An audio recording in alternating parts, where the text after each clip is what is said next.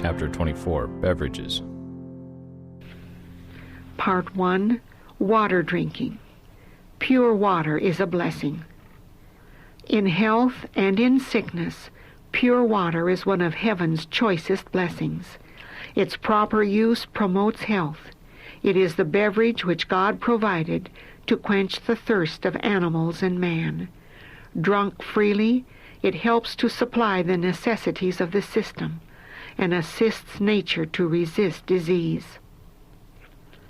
I should eat sparingly, thus relieving my system of unnecessary burden, and should encourage cheerfulness and give myself the benefits of proper exercise in the open air. I should bathe frequently and drink freely of pure, soft water. Use of water in sickness. Water can be used in many ways to relieve suffering.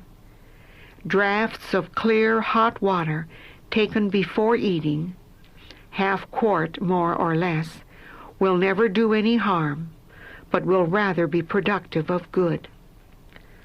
Thousands have died for want of pure water and pure air who might have lived. These blessings they need in order to become well. If they would become enlightened and let medicine alone, and accustom themselves to outdoor exercise and to air in their houses summer and winter, and use soft water for drinking and bathing purposes, they would be comparatively well and happy instead of dragging out a miserable existence. In fever cases, if in their fevered state water had been given them to drink freely, and applications had also been made externally, long days and nights of suffering would have been saved and many precious lives spared. But thousands have died with raging fevers consuming them, until the fuel which fed the fever was burned up, the vitals consumed, and have died in the greatest agony without being permitted to have water to allay their burning thirst. Water which is allowed a senseless building to put out the raging elements is not allowed human beings to put out the fire which is consuming the vitals. A right and wrong use of water. Many make a mistake in drinking cold water with their meals. Taken with meals, water diminishes the flow of the salivary glands, and the colder the water, the greater the injury to the stomach. Ice water or ice lemonade drunk with meals will arrest digestion until the system has imparted sufficient warmth to the stomach to enable it to take up its work again. Hot drinks are debilitating, and besides, those who indulge in their use become slaves to the habit. Food should not be washed down. No drink is needed with meals. Eat slowly and allow the saliva to mingle with the food. The more liquid there is taken into the stomach with the meals, the more difficult it is for the food to digest, for the liquid must first be absorbed. Do not eat largely of salt. Give up bottled pickles. Keep fiery spiced food out of your stomach. Eat fruit with your meals, and the irritation which calls for so much drink will cease to exist. But if anything is needed to quench thirst, pure water, drunk some little time before or after the meal, is all that nature requires. Never take tea, coffee, beer, wine, or any spirituous liquors. Water is the best liquid possible to cleanse the tissues. Part 2, Tea and Coffee. The stimulating effects of tea and coffee. The stimulating diet and drink of this day are not conducive to the best state of health. Tea, coffee, and tobacco are all stimulating and contain poisons. They are not only unnecessary, but harmful, and should be discarded if we would add to knowledge temperance. Tea is poisonous to the system. Christians should let it alone. The influence of coffee is in a degree the same as tea, but the effect upon the system is still worse. Its influence is exciting, and just in the degree that it elevates above par, it will exhaust and bring prostration below par. The skin becomes sallow and assumes a lifeless appearance. The glow of health is not seen upon the countenance. Diseases of every stripe and type have been brought upon human beings by the use of tea and coffee and the narcotics, opium and tobacco. These hurtful indulgences must be given up. Not only one, but all, for all are hurtful and ruinous to the physical, mental, and moral powers, and should be discontinued from a health standpoint. Never take tea, coffee, beer, wine, or any spirituous liquors. Water is the best liquid possible to cleanse the tissues. Tea, coffee, and tobacco, as well as alcoholic drinks, are different degrees in the scale of artificial stimulants. The effect of tea and coffee, as heretofore shown, tends in the same direction as that of wine and cider, liquor and tobacco. Coffee is a hurtful indulgence. It temporarily excites the mind to unwanted action, but the after effect is exhaustion, prostration, paralysis of the mental, moral, and physical powers. The mind becomes enervated, and unless through determined effort the habit is overcome, the activity of the brain is permanently lessened.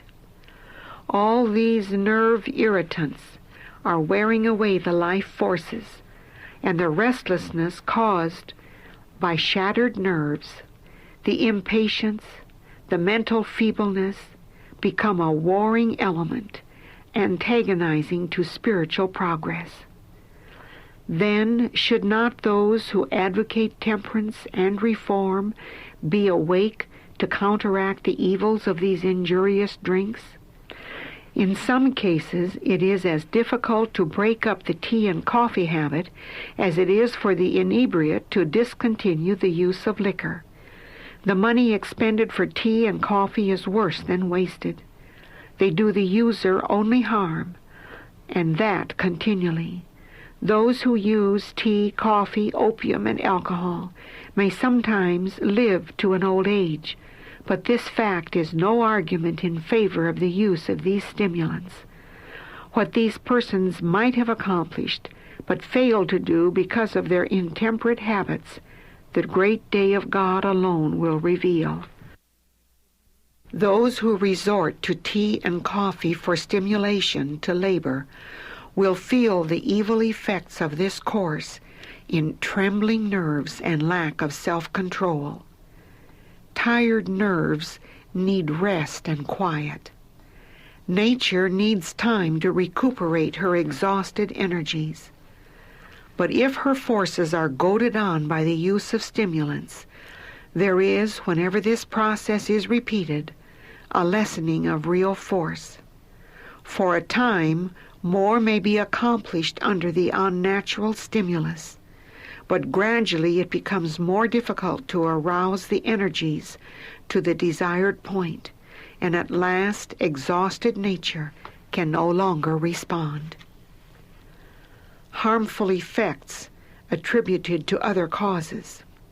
The habit of drinking tea and coffee is a greater evil than is often suspected.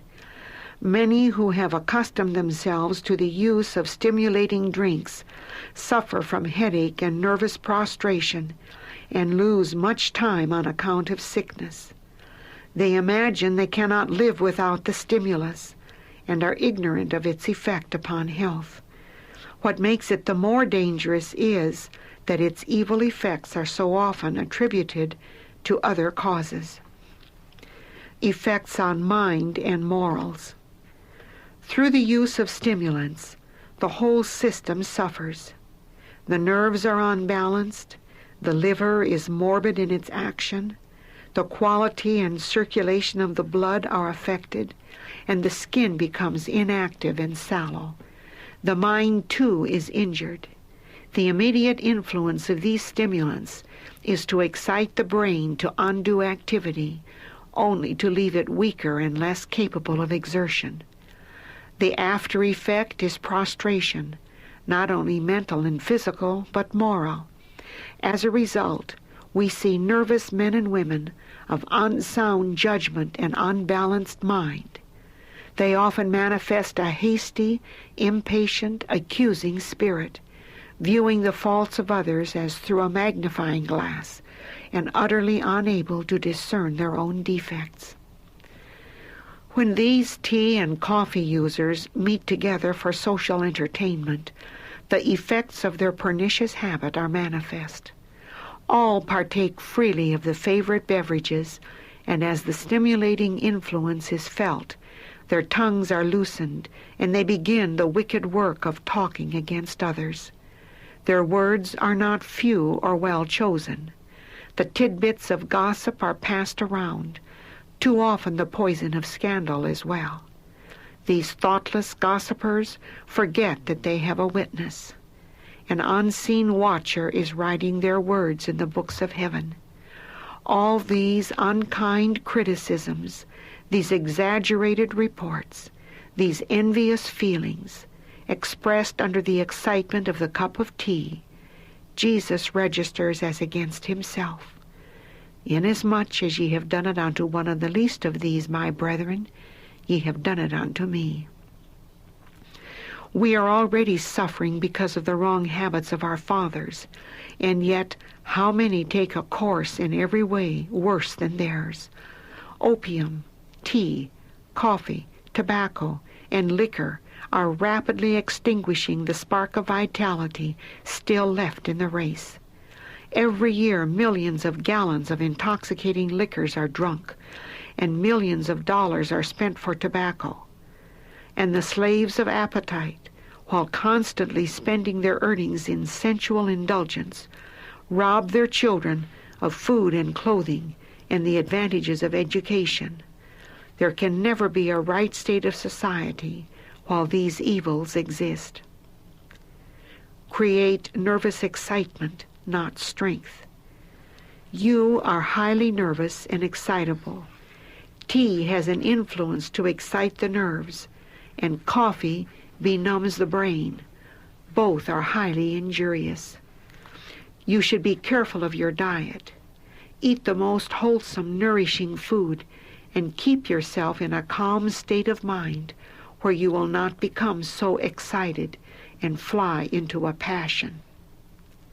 Tea acts as a stimulant and, to a certain extent, produces intoxication. The action of coffee and many other popular drinks is similar. The first effect is exhilarating. The nerves of the stomach are excited. These convey irritation to the brain, and this in turn is aroused to impart increased action to the heart and short-lived energy to the entire system. Fatigue is forgotten. The strength seems to be increased. The intellect is aroused. The imagination becomes more vivid. Because of these results, many suppose that their tea or coffee is doing them great good. But this is a mistake. Tea and coffee do not nourish the system. Their effect is produced before there has been time for digestion and assimilation, and what seems to be strength is only nervous excitement. When the influence of the stimulant is gone, the unnatural force abates, and the result is a corresponding degree of languor and debility. The continued use of these nerve irritants is followed by headache, wakefulness, palpitation of the heart, indigestion, trembling, and many other evils, for they wear away the life forces. Tired nerves need rest and quiet instead of stimulation and overwork. Nature needs time to recoup her exhausted energies. When her forces are goaded on by the use of stimulants, more will be accomplished for a time, but as the system becomes debilitated by their constant use, it gradually becomes more difficult to rouse the energies to the desired point. The demand for stimulants becomes more difficult to control until the will is overborne and there seems to be no power to deny the unnatural craving. Stronger and still stronger stimulants are called for until exhausted nature can no longer respond. No food value. The health is in no way improved by the use of those things which stimulate for a time, but afterward cause a reaction which leaves the system lower than before. Tea and coffee whip up the flagging energies for the time being, but when their immediate influence has gone, a feeling of depression is the result. These beverages have no nourishment whatever in themselves. The milk and sugar it contains constitute all the nourishment afforded by a cup of tea or coffee.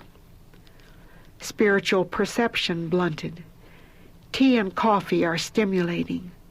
Their effects are similar to those of tobacco, but they affect in a lesser degree. Those who use these slow poisons, like the tobacco user, think they cannot live without them, because they feel so very bad when they do not have these idols. Those who indulge a perverted appetite do it to the injury of health and intellect. They cannot appreciate the value of spiritual things. Their sensibilities are blunted, and sin does not appear very sinful, and truth is not regarded of greater value than earthly treasure. Tea and coffee drinking is a sin, an injurious indulgence, which, like other evils, injures the soul. These darling idols create an excitement, a morbid action of the nervous system, and after the immediate influence of the stimulants is gone, it lets down below par, just to that degree that its stimulating properties elevated above par. Those who use tobacco, tea, and coffee should lay aside those idols and put their cost into the treasury of the Lord. Some have never made a sacrifice for the cause of God and are asleep as to what God requires of them. Some of the very poorest will have the greatest struggle to deny themselves of these stimulants. This individual sacrifice is not required because the cause of God is suffering for means, but every heart will be tested, every character developed. It is principle that God's people must act upon. The living principle must be carried out in the life. Cravings interfere with spiritual worship. Tea and coffee, as well as tobacco, have an injurious effect upon this system. Tea is intoxicating. Though less in degree, its effect is the same in character as that of spirituous liquors. Coffee has a greater tendency to becloud the intellect and benumb the energies. It is not so powerful as tobacco, but is similar in its effects. The arguments brought against tobacco may also be urged against the use of tea and coffee. Those who are in the habit of using tea, coffee, tobacco, opium, or spirituous liquors cannot worship God when they are deprived of the accustomed indulgence. Let them, while deprived of these stimulants, engage in the worship of God, and divine grace would be powerless to animate, enliven, or spiritualize their prayers or their testimonies. These professed Christians should consider the means of their enjoyment. Is it from above or from beneath? The stupefied transgressor not guiltless. Satan sees that he cannot have so great power over minds when the appetite is kept under control as when it is indulged, and he is constantly working to lead men to indulgence. Under the influence of unhealthful food, the conscience becomes stupefied, the mind is darkened, and its susceptibility to impressions is impaired. But the guilt of the transgressor is not lessened because the conscience has been violated till it has become insensible. Since a healthy state of mind depends upon the normal condition of the vital forces, what care should be exercised that neither stimulants nor narcotics be used? Yet, we see that a large number of those who profess to be Christians are using tobacco. They deplore the evils of intemperance. Yet, while speaking against the use of liquors, these very men will eject the juice of tobacco. There must be change of sentiment with reference to tobacco using before the root of the evil will be reached. We press the subject still closer. Tea and coffee are fostering the appetite for stronger stimulants. And then we come still closer home to the preparation of food and ask, is temperance practiced in all things? Are the reforms which are essential to health and happiness carried out here? Every true Christian will have control of his appetites and passions. Unless he is free from the bondage of appetite, he cannot be a true obedient servant of Christ. The indulgence of appetite and passion blunts the effect of truth upon the heart. A losing battle with appetite. Intemperance commences at our tables in the use of unhealthful food. After a time, through continued indulgence, the digestive organs become weakened, and the food taken does not satisfy the appetite. Unhealthy conditions are established, and there is a craving for more stimulating food. Tea, coffee, and flesh meats produce an immediate effect. Under the influence of these poisons, the nervous system is excited, and in some cases, for the time being, the intellect seems to be invigorated and the imagination to be more vivid. Because these stimulants produce for the time being such agreeable results, many conclude that they really need them and continue their use. But there is always a reaction. The nervous system, having been unduly excited, borrowed power for present use from its future resources of strength. All this temporary invigoration of the system is followed by depression. In proportion as these stimulants temporarily invigorate the system, will be the letting down of the power of the excited organs after the stimulus has lost its force. The appetite is educated to crave something stronger, which will have a tendency to keep up and increase the agreeable excitement until indulgence becomes habit and there is a continual craving for stronger stimulus, as tobacco, wines, and liquors. The more the appetite is indulged, the more frequent will be its demands, and the more difficult of control. The more debilitated the system becomes, and the less able to do without unnatural stimulus, the more the passion for these things increases, until the will is overborne, and there seems to be no power to deny the unnatural craving for these indulgences. The only safe course. The only safe course is to touch not, taste not, handle not, tea, coffee, wines, tobacco, opium, and alcoholic drinks.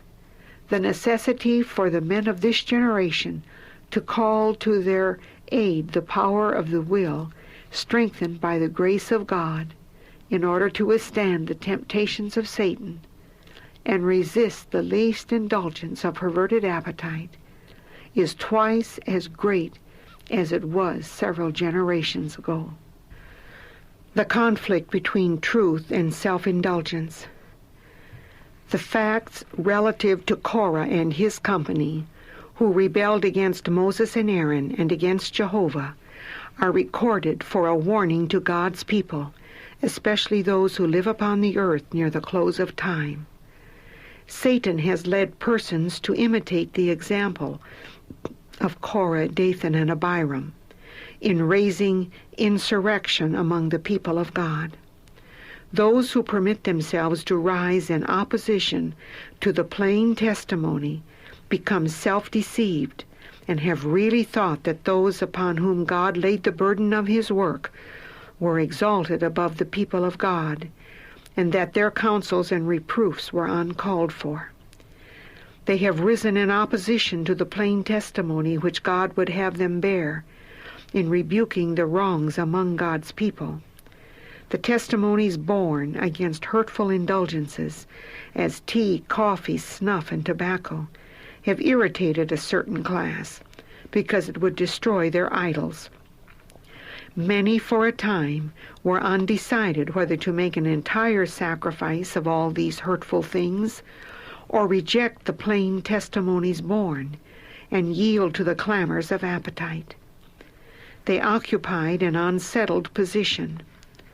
There was a conflict between their convictions of truth and their self-indulgences.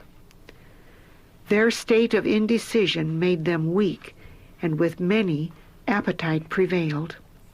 Their sense of sacred things was perverted by the use of these slow poisons, and they at length fully decided, let the consequences be what it might, they would not deny self. This fearful decision at once raised a wall of separation between them and those who were cleansing themselves, as God has commanded, from all filthiness of the flesh and of the spirit, and were perfecting holiness in the fear of the Lord. The straight testimonies borne were in their way, and caused them great uneasiness, and they found relief in warring against them, and striving to make themselves and others believe that they were untrue. They said the people were all right, but it was reproving testimonies which made the trouble. And when the rebellious unfurl their banner, all the disaffected rally around the standard, and all the spiritually defective, the lame, the halt, and the blind, unite their influence to scatter and sow discord. The roots of intemperance. Great efforts are made to put down intemperance, but there is much effort that is not directed to the right point. The advocates of temperance reform should be awake to the evils resulting from the use of unwholesome food, condiments, tea, and coffee. We bid all temperance workers Godspeed, but we invite them to look more deeply into the cause of the evil they war against, and to be sure that they are consistent in reform.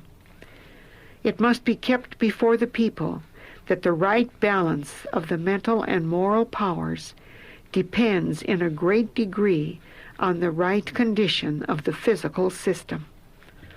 All narcotics and unnatural stimulants that enfeeble and degrade the physical nature tend to lower the tone of the intellect and morals. Intemperance lies at the foundation of the moral depravity of the world. By the indulgence of perverted appetite, man loses his power to resist temptation. Temperance reformers have a work to do in educating the people in these lines. Teach them that health, character, and even life are endangered by the use of stimulants, which excite the exhausted energies to unnatural spasmodic action. Persevere, and nature will rally. In relation to tea, coffee, tobacco, and alcoholic drinks, the only safe course is to touch not, taste not, handle not.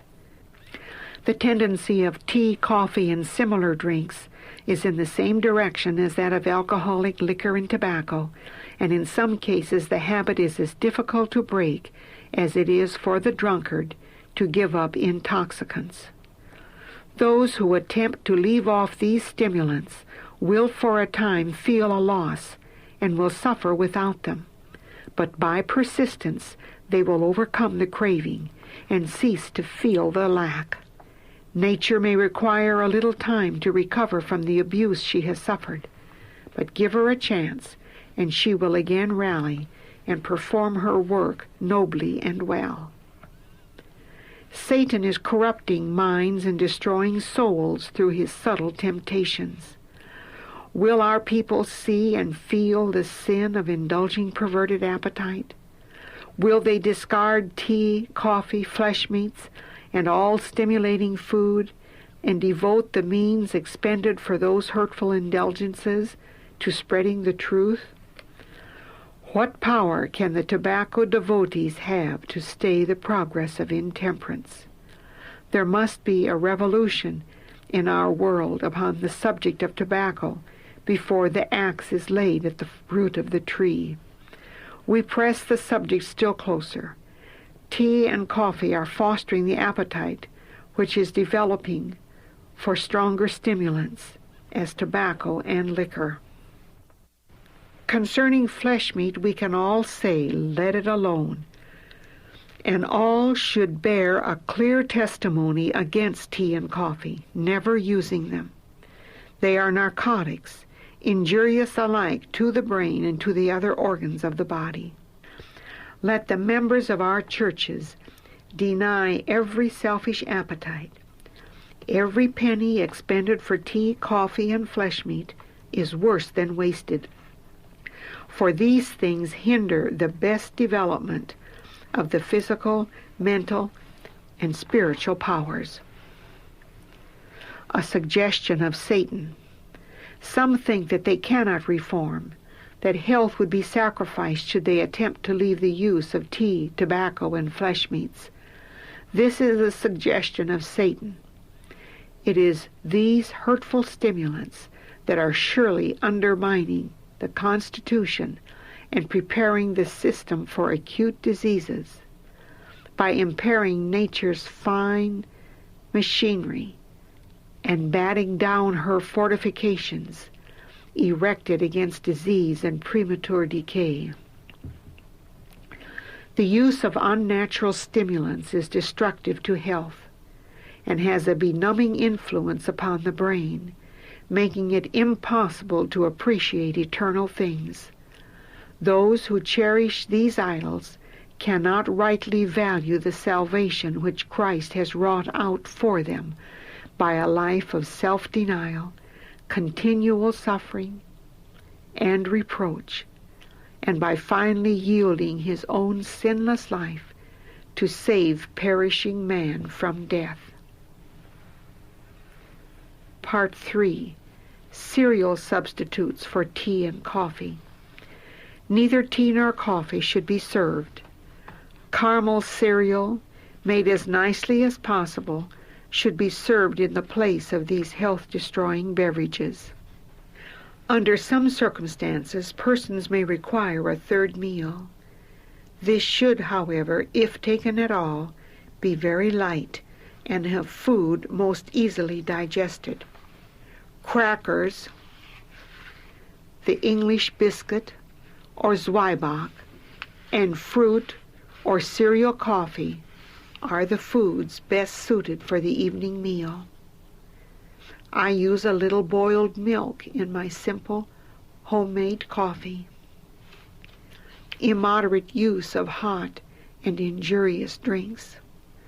Hot drinks are not required except as a medicine.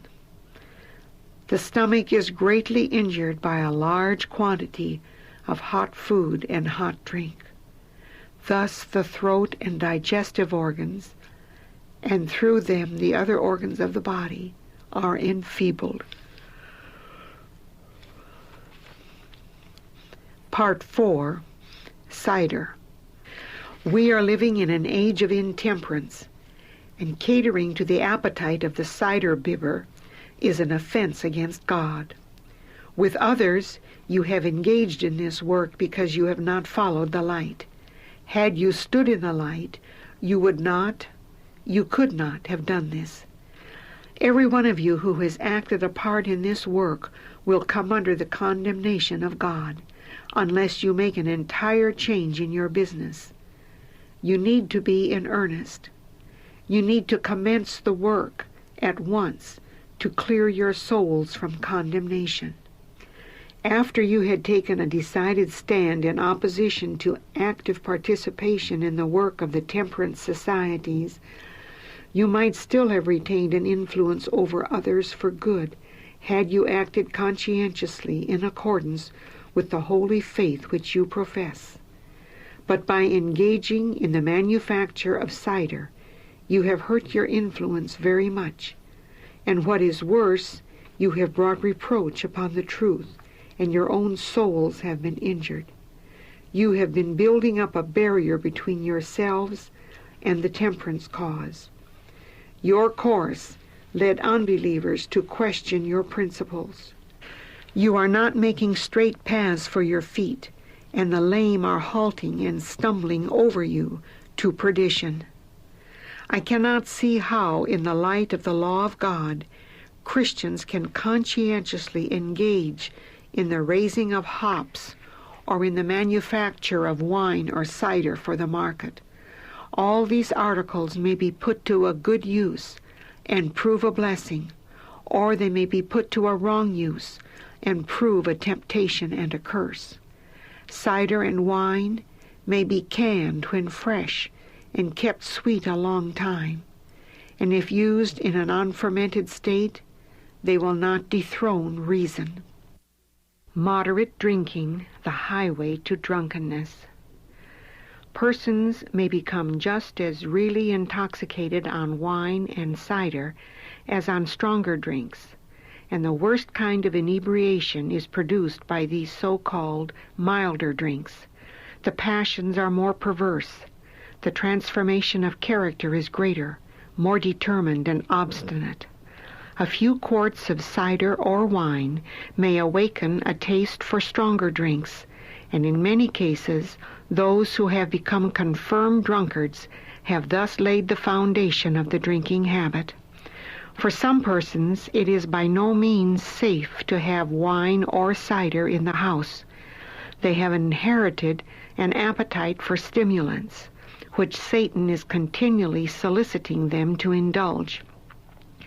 If they yield to his temptations, they do not stop. Appetite clamors for indulgence and is gratified to their ruin. The brain is benumbed and clouded. Reason no longer holds the reins, but they are laid on the neck of lust. Licentiousness, adultery, and vices of almost every type are committed as the result of indulging the appetite for wine and cider. A professor of religion who loves these stimulants and accustoms himself to their use never grows in grace. He becomes gross and sensual. The animal passions control the higher powers of the mind, and virtue is not cherished. Moderate drinking is the school in which men are receiving an education for the drunkard's career. So gradually does Satan lead away from the strongholds of temperance. So insidiously do the harmless wine and cider exert their influence upon the taste, that the highway to drunkenness is entered upon all unsuspectingly. The taste for stimulants is cultivated. The nervous system is disordered. Satan keeps the mind in a fever of unrest, and the poor victim, imagining himself perfectly secure, goes on and on until every barrier is broken down, every principle sacrificed. The strongest resolutions are undermined, and eternal interests are not strong enough to keep the debased appetite under the control of reason. Some are never really drunk, but are always under the influence of cider or fermented wine. They are feverish, unbalanced in mind, not really delirious, but in fully as bad a condition, for all the noble powers of the mind are perverted. A tendency to disease of various kinds, as dropsy, liver complaint, trembling nerves, and a determination of blood to the head, results from the habitual use of sour cider. By its use, many bring upon themselves permanent disease. Some die of consumption or fall under the power of apoplexy from this cause alone. Some suffer from dyspepsia. Every vital function is deadened, and the physicians tell them that they have liver complaint, when, if they would break open the cider barrel and never replace it, their abused life forces would recover their vigor. Cider drinking leads to the use of stronger drinks. The stomach loses its natural vigor, and something stronger is needed to arouse it to action. We see the power that appetite for strong drink has over men. We see how many of all professions and of heavy responsibilities, men of exalted station, of eminent talents, of great attainments, of fine feelings, of strong nerves, and of good reasoning powers, sacrifice everything for the indulgence of appetite, until they are reduced to the level of the brutes, and in very many cases their downward course commenced with the use of wine or cider. Our example to be on the side of reform. When intelligent men and women who are professedly Christians plead that there is no harm in making wine or cider for the market, because when unfermented it will not intoxicate, I feel sad at heart. I know there is another side to this subject that they refuse to look upon, for selfishness has closed their eyes to the terrible evils that may result from the use of these stimulants. As a people, we profess to be reformers, to be light-bearers in the world, to be faithful sentinels for God, guarding every avenue whereby Satan could come in with his temptations to pervert the appetite. Our example and influence must be a power on the side of reform. We must abstain from any practice which will blunt the conscience or encourage temptation. We must open no door that will give Satan access to the mind of one human being formed in the image of God. If all would be vigilant and faithful in guarding the little openings made by the moderate use of the so-called harmless wine and cider, the highway to drunkenness would be closed up. What is needed in every community is firm purpose and a will to touch not, taste not, handle not. Then the temperance reformation will be strong, permanent, and thorough. The world's Redeemer, who knows well the state of society in the last days, represents eating and drinking as the sins that condemn this age. He tells us that as it was in the days of Noah, so shall it be when the Son of Man is revealed. They were eating and drinking, marrying and giving in marriage, until that day that Noah entered into the ark, and knew not until the flood came and took them all away. Just such a state of things will exist in the last days, and those who believe these warnings will use the utmost caution not to take a course that will bring them under condemnation. Brethren, let us look at this matter in the light of the Scriptures and exert a decided influence on the side of temperance in all things. Apples and grapes are God's gifts. They may be put to excellent use as healthful articles of food, or they may be abused by being put to a wrong use. Already, God is blighting the grapevine and the apple crop because of men's sinful practices. We stand before the world as reformers. Let us give no occasion for infidels or unbelievers to reproach our faith. Said Christ, "Ye are the salt of the earth, the light of the world." Let us show that our hearts and consciences are under the transforming influence of divine grace, and that our lives are governed by the pure principles of the law of God, even though these principles may require the sacrifice of temporal interests. Under the microscope, persons who have inherited an appetite for unnatural stimulants should by no means have wine, beer, or cider in their sight or within their reach, for this keeps the temptation constantly before them. Regarding sweet cider as harmless, many have no scruples in purchasing it freely. But it remains sweet for a short time only. Then fermentation begins. The sharp taste which it then acquires makes it all the more acceptable to many palates, and the user is loath to admit that it has become hard or fermented. There is danger to health in the use of even sweet cider as ordinarily produced. If people could see what the microscope reveals in regard to the cider they buy, few would be willing to drink it.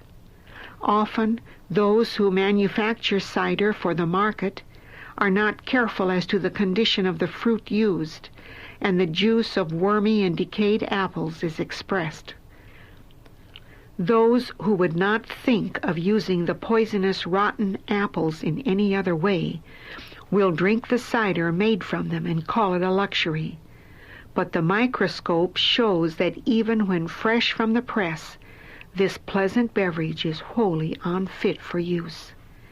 Intoxication is just as really produced by wine, beer, and cider as by stronger drinks.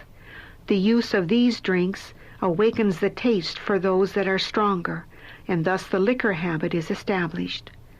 Moderate drinking is the school in which men are educated for the drunkard's career.